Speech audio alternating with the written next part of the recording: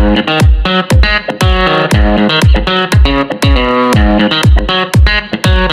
kita simak langkah proaktif yang diambil Gubernur Jawa Barat, Kang Deddy Mulyadi, dalam mempersiapkan masa depan tenaga kerja di kawasan industri Jawa Barat.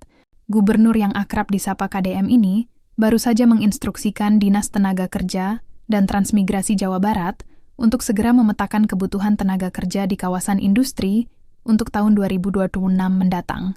Langkah ini diambil dengan tujuan yang jelas, memastikan lulusan SMA dan SMK di Jawa Barat bisa mengisi lowongan kerja yang akan tersedia di industri. Kita harus segera melakukan verifikasi tentang kebutuhan serapan kerja di tahun 2026 di seluruh kawasan industri Provinsi Jawa Barat, tegas KDM.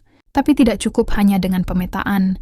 Beliau juga menekankan pentingnya database lulusan SMA, SMK yang akan digunakan sebagai acuan dalam memenuhi kebutuhan tenaga kerja tersebut. Yang menarik, KDM tidak hanya bicara soal data. Beliau sangat memahami bahwa lulusan sekolah perlu dibekali kemampuan yang sesuai dengan kebutuhan industri.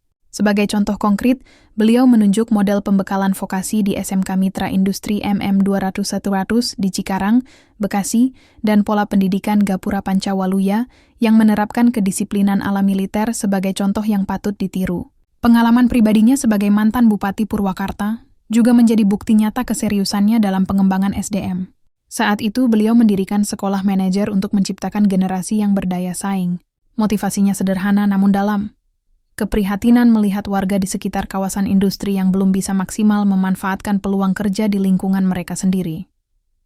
Inisiatif ini menunjukkan komitmen serius pemerintah Jawa Barat dalam mempersiapkan generasi muda untuk menghadapi tantangan dunia kerja di masa depan.